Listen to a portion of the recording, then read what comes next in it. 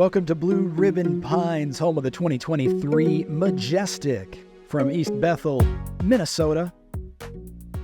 Grant Zellner and Stephen Waits with the third 9 of the opening round. That's right, 3 9s, constituting a 27-hole opening round in this 2-round event.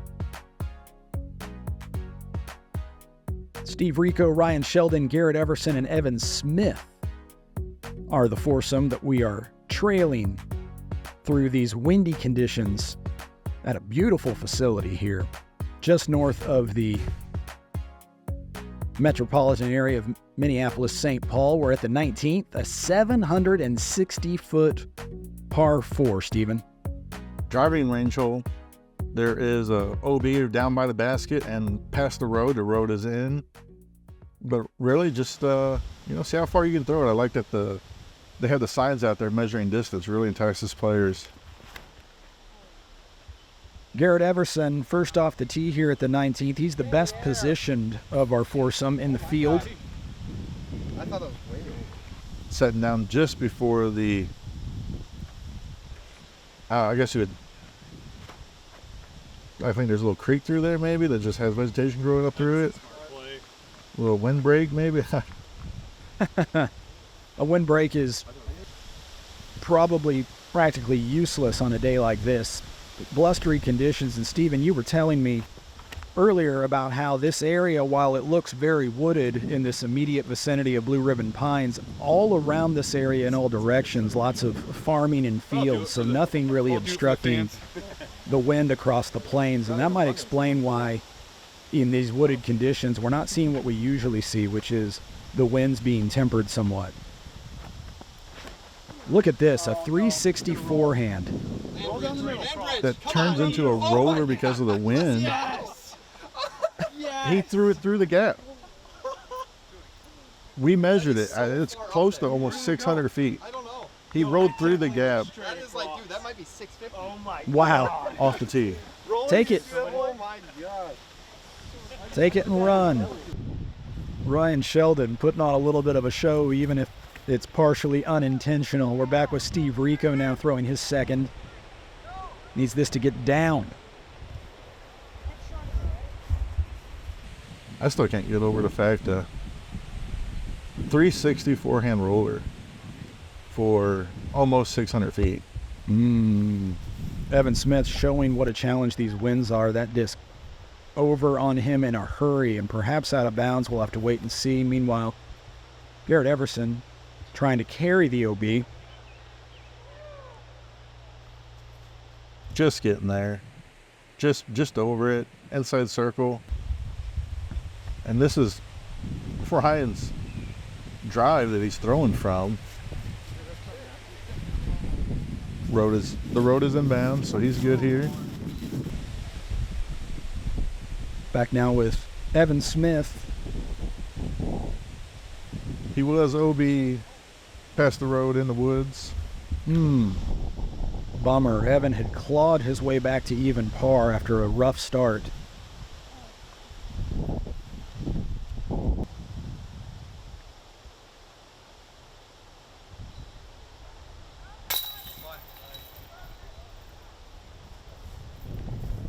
Ryan Sheldon trying to chase down Garett Everson. Garett not making it easy, though. A birdie of his own takes him to 8 under par.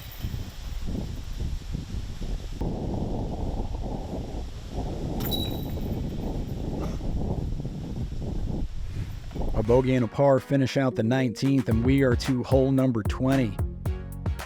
270 feet, this par 3 to an island green. Yeah, normally I think that at this distance, these players wouldn't have an issue with it because, again, the wind and the ground conditions really dry, really fast, especially where they're mowed and where players have been playing all day, being trampled down. Make sure you throw something coming in flat, nothing that's going to get on edge and skip. Oh yeah, that's wide enough. Wow, great shot. Both Garett and Ryan, though, too wide, and the grass, while dry, is thick where it hasn't been mowed and trampled down, so those discs never a prayer of skipping back in Steve Rico. Oh, It was in, and then it wasn't. So we're 0 for 3.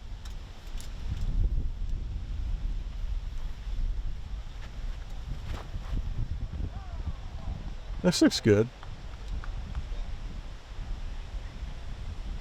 Just needs to bite, and it does. Just like that. Evan a chance to pick at least one up on his card mates. Players have a drop zone that they're now throwing from.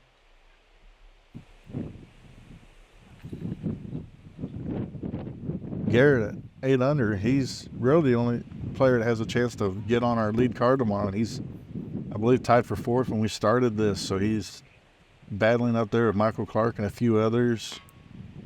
Casey White, Kel LaVisca. At the top of the leaderboard, Paul Lohman.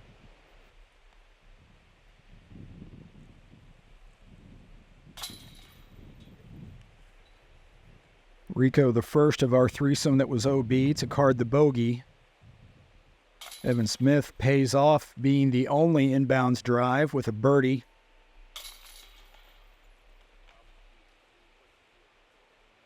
Now Garett and Ryan Sheldon finish up in a 2-stroke swing in favor of Evan Smith, moving to the 21st along par 3 at 440 feet.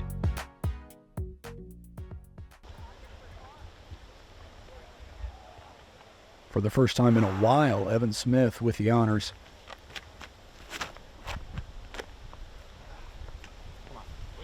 Working back.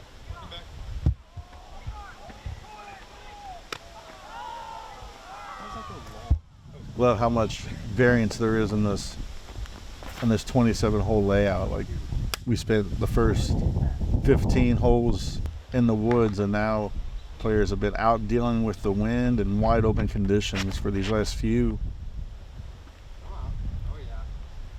Power forehand from Ryan Sheldon. And in the circle, wow. 400-foot carry, or 440-foot carry, 442-foot distance. It just sat. Steve Rico gets over on this one just a little bit, pans out. He'll have an open look. But nothing's coming easy today, not even 100-foot approaches. Come on. In.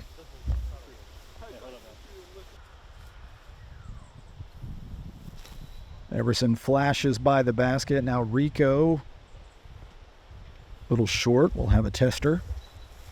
Tough spot to come in on this right side where Steve and even Evan now are. As I say, he draws metal, but basket sits just in the woods enough that right side is kind of more protected than if you were further left. It does it every time though.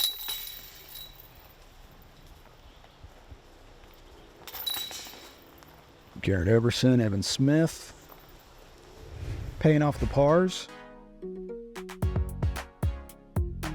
And we're at the 22nd. This par 3 is 200, check that, 355 feet. Starting in the trees and finishing out once again in the wind-exposed open spaces. Yeah, there's OB where the tall grass is, where the small trees are at. A little bit of a creek down there that players got to cross over. Go as long as you can go as far as you want long. It's just a strip of OB down across the middle once you get out in the open. Hole 22 plays as the second hardest hole on this back 9, final 9. Interesting. Evan Smith short and 2 players right there. Garett Everson.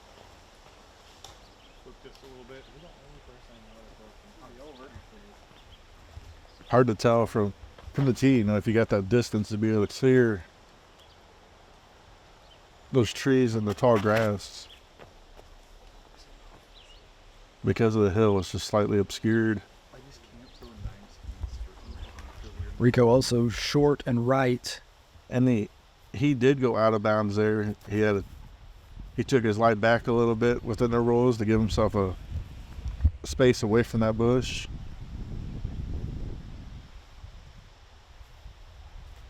Evan Smith, a similar upshot.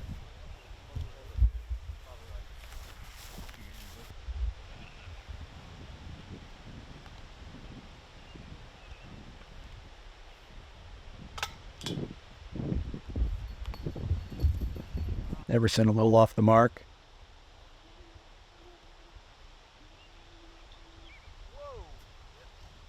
Just not going to see a lot of Circle 2 bids today.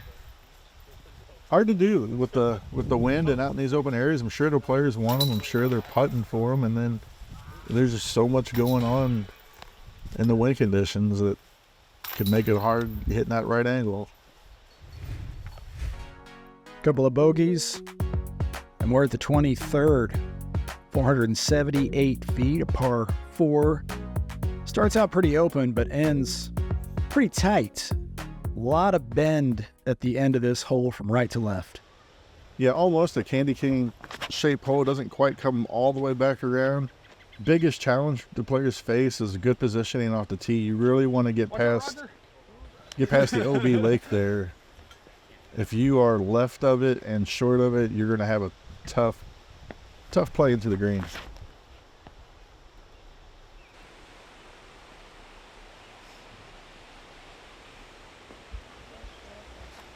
You can't really ask for a better drive than that right there by Garett. Very nicely done. Now Evan Smith.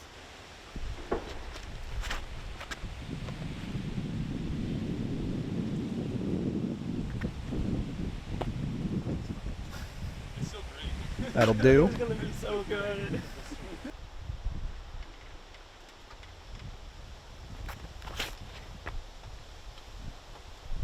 Further right it goes, the more water it's got to carry.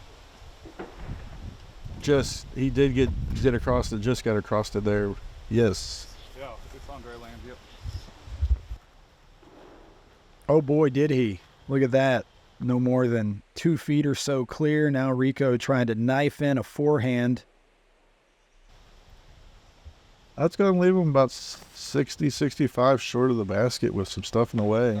I didn't want to run it, but I'll take it if it goes in. Ryan Sheldon, that's picture perfect.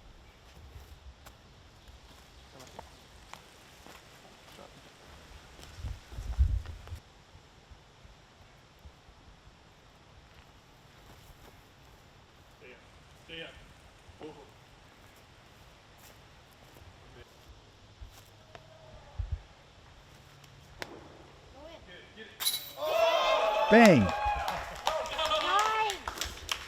Right on cue.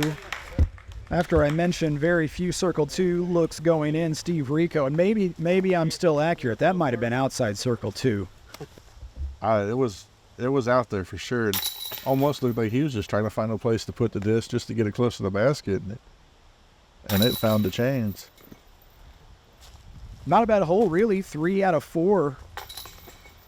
Make that 4 out of 4 with the birdie here at the 23rd. Little star frame as we move into the closing stretch here at Blue Ribbon Pines. The 24, 388 feet, a very exposed par 3. Yeah, they crossed that creek one last time here. Doesn't come into play as it has on previous holes. Just wide open, nothing long. I'd say the challenge of the players, you might hear the players say the most on this hole, is the blob of a tee pad. To me, it reminds me of one of those things you'd see in a lake that is full of air. Oddly shaped tee pad, but I mean, it's BRP. Everything's unique, and I think this tee pad was probably 35 feet long. Like throwing off the back of a turtle shell or something.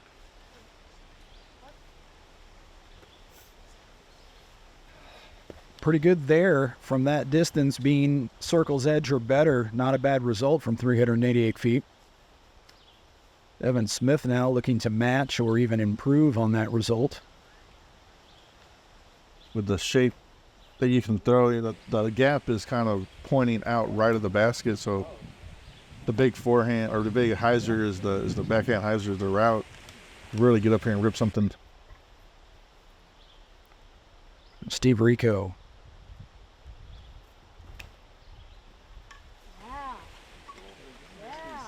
It's going to have to travel. Going to be short. Should be a straightforward up and down from there. Sheldon, though, will putt first. Looked like he had it for an angle to get to the basket, and the wind just straightened it out. Rico, different angle, similar distance. Okay. Nothing wrong with a stress-free drop-in these blustery conditions.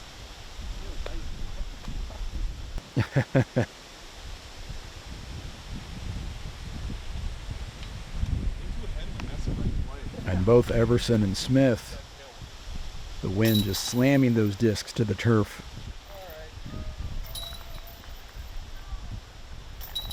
The leaders right now are right around 10 and 11 under par, I believe. So Garett missing an opportunity to get one stroke closer on him right there.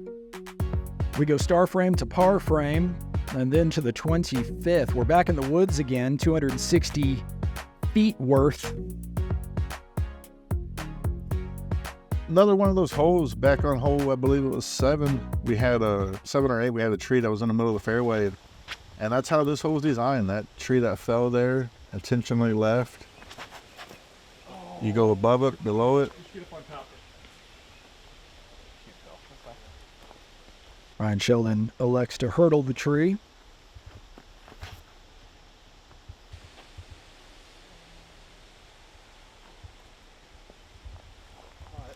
Everson matches. Should have a look from over there.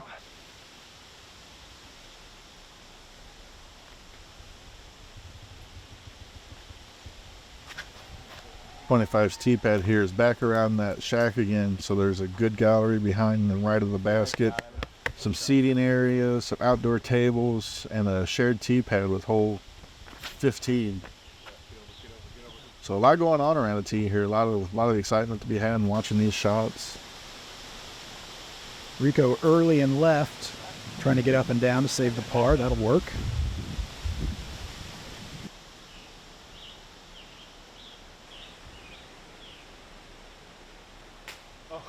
Ryan Sheldon, low ceiling, caught some cabbage. He's seen a few of those today, a few of those where he's had to get down on a knee or really straddle out, and he's been hitting them. That one right there is a little too high on that branch.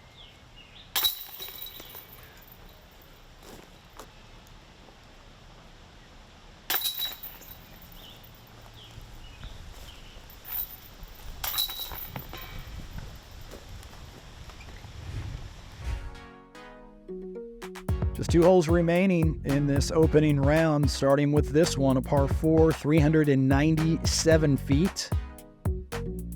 Hard left turn. Kind of reverse angle from hole 10 that we've seen earlier in the middle 9. Much longer, much wider, something you can definitely get around.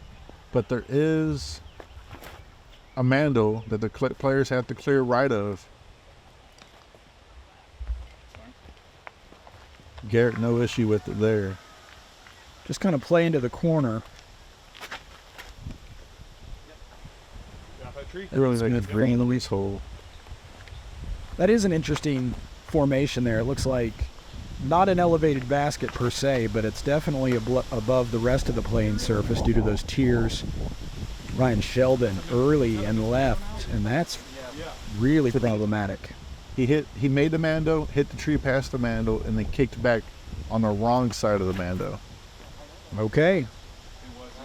So through the restricted space, you're saying? Through the restricted space. It was a bit of a PDJ rule conversation here. Previously, 2 years ago, they made the rule where if you cross it, you miss the mando. Yeah.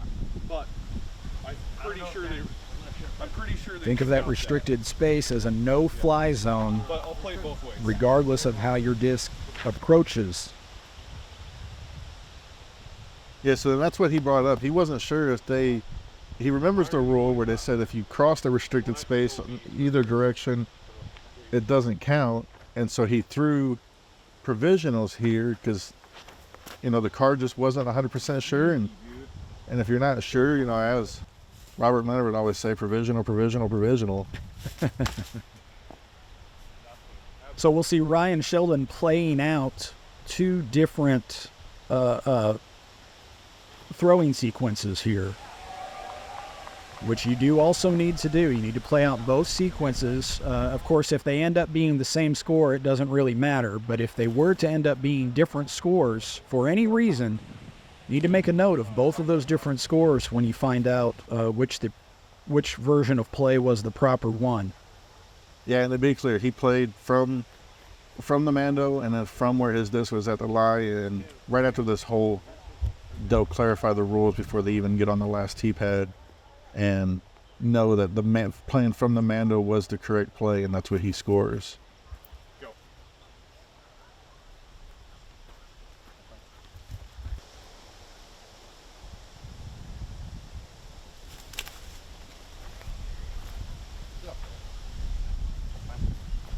And I gotta say, given the choice between a basket that's placed on a taller pole or a basket that's elevated by being placed on a tier system, I think I favor the tier system.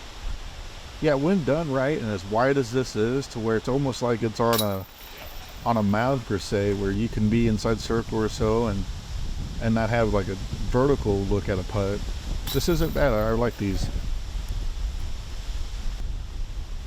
Ryan Sheldon finishing out each of his two throwing sequences. They both resulted in bogey, so in a sense it really doesn't matter which play was the right one. He's going to get the same score either way, but of course he does want to find out for future reference.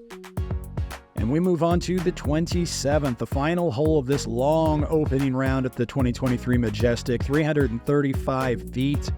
Seems apropos that our footage here showing the hole was shot right at sunset.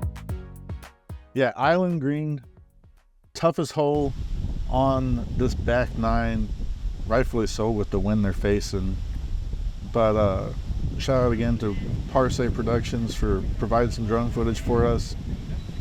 We actually busted a propeller on our drone flying these courses, so that's why we're using different types of drone footage here. Garett Everson off the mark, off the tee. Now Evan Smith. It's got to sit. Oh, it didn't even cross the island. So that's short. Anything OB automatically goes to the drop zone, whether you go right over the top of it or not. Off the tee. Steve Rico. Well short. Well short, but so it is an island green, but short of the grass is in bounds, and that's a play that players considered as a layup. See? OB? Garett trying to protect that score, so him and Steve both electing the layup from the tee. And What a whirlwind.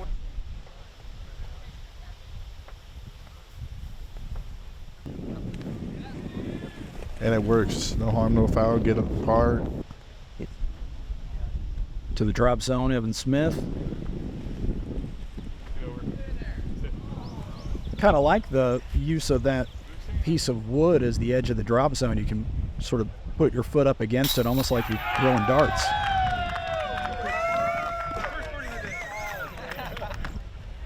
Ryan Sheldon credited with the birdie.